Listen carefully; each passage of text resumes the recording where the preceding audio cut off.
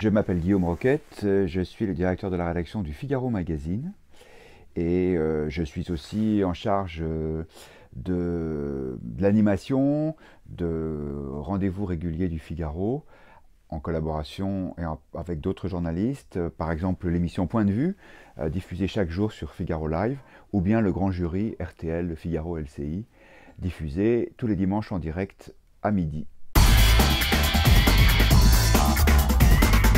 La rédaction du Figaro Magazine compte une cinquantaine de collaborateurs. Elle est organisée autour d'une direction de la rédaction avec un directeur délégué, Jean-René van der Platsen, qui travaille avec moi et qui est chargé de suivre de façon quotidienne la réalisation du magazine, sachant que moi, par un certain nombre de collaborations audiovisuelles dans le groupe Figaro, je ne suis pas en permanence disponible. Jean-Christophe Buisson, qui est le directeur adjoint de la rédaction, et Cyril Drouet, qui est le directeur de la photo et des reportages, complètent cette équipe avec, c'est très important pour un magazine, un directeur artistique, Philippe Gruson, qui lui est chargé de la mise en scène visuelle du magazine, et puis donc la rédaction, avec des journalistes qui sont de plus en plus polyvalents et qui sont capables d'intervenir à la fois sur des sujets politiques, culturels ou internationaux, des journalistes tout-terrain.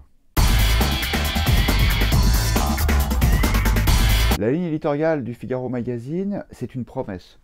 La promesse, c'est celle d'un magazine de week-end, avec donc plus de temps et une lecture qui est différente de celle de la semaine. Si je voulais résumer, je dirais le Figaro Magazine, ce sont des images et des idées. Des images parce que c'est un magazine très illustré. Nous appliquons la vieille règle journalistique anglo-saxonne no picture, no story. Donc tout sujet doit être soutenu par un contenu visuel fort. Et puis des idées parce que nous avons une vision du monde. On peut dire que c'est une vision du monde de la droite libérale conservatrice, qui est un petit peu la ligne du Figaro, mais elle n'est sûrement pas présente dans chacun des articles. On va dire que c'est une tonalité générale, mais le Figaro Magazine n'est en aucun cas un magazine militant.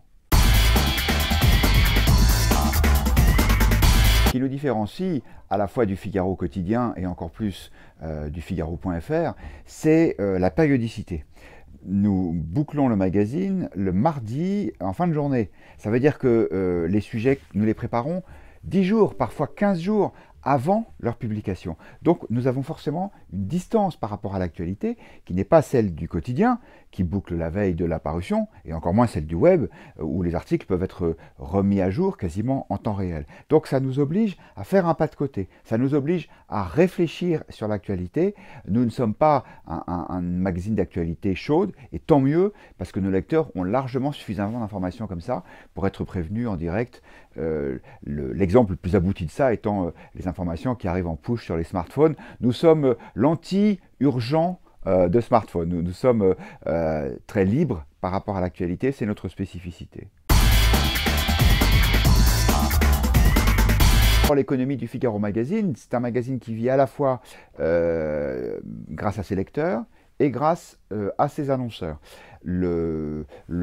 La proportion est d'à peu près 60-70% avec les recettes qui viennent des ventes, à la fois vente au numéro et vente par abonnement, et le reste provient de la publicité. Le magazine est donc diffusé à la fois par abonnement, en vente au numéro, où nous diffusons un peu moins de 100 000 exemplaires par mois. Nous sommes de très loin le premier des news magazines, très loin devant l'Obs, très loin devant l'Express, très loin aussi devant Le Point qui est derrière nous. Nous faisons face à une baisse tendancielle des ventes au numéro, des ventes en kiosque, parce que d'abord les habitudes de consommation changent, et donc le réflexe de l'achat d'un magazine en kiosque est moins fort, notamment chez les jeunes générations. Et puis malheureusement, comme il y a moins d'acheteurs, du coup il y a moins de kiosques, le journal est moins disponible, et donc ça c'est un vrai challenge pour nous. En revanche, les abonnements numériques sont de plus en plus importants. Le Figaro présente double type d'abonnement numérique, ou bien tous les supports du titre Figaro sont diffusés via Internet, et le Figaro Magazine peut se lire sur tablette à ce moment-là. Sur smartphone, c'est un peu compliqué parce que les images sont belles et grandes, donc on n'a pas beaucoup de place.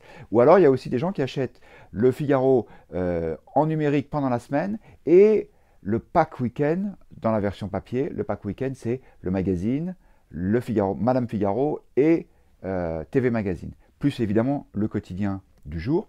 C'est une offre assez complète, c'est aussi une offre chère. Nous sommes avec 5,30 €, l'offre magazine la plus chère du week-end. Ça nous oblige à être assez bon pour que les gens acceptent de payer ce prix. Alors le Figaro Magazine est un média papier.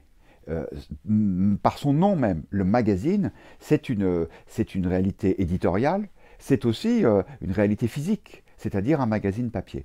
Et nous sommes convaincus qu'il y a toujours une attente vis-à-vis du papier, à condition d'être complètement différencié du web.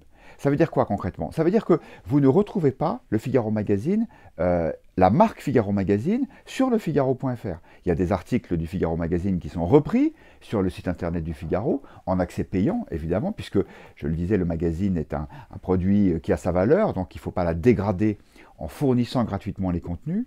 En revanche, le Figaro Magazine est conçu pour avoir toute sa place sur le papier. Ça veut dire quoi concrètement? Ça veut dire que les photos ont beaucoup d'importance et que ce sont des grandes photos. Ça veut dire que quand vous regardez sur votre smartphone, vous n'en profitez pas. Il y a un plaisir spécifique qui est le plaisir du papier. Il y a aussi le plaisir de la lecture longue. C'est le week-end, les gens ont le temps, donc ils peuvent lire des articles qui font 2, 3, 4, 5, 6, 7 pages. A priori, c'est une longueur qui ne correspond pas au support web. Et ça, vraiment, c'est assumé par le Figmag. Nous allons renforcer encore cette spécificité parce que nous croyons au papier, nous croyons surtout au plaisir du papier.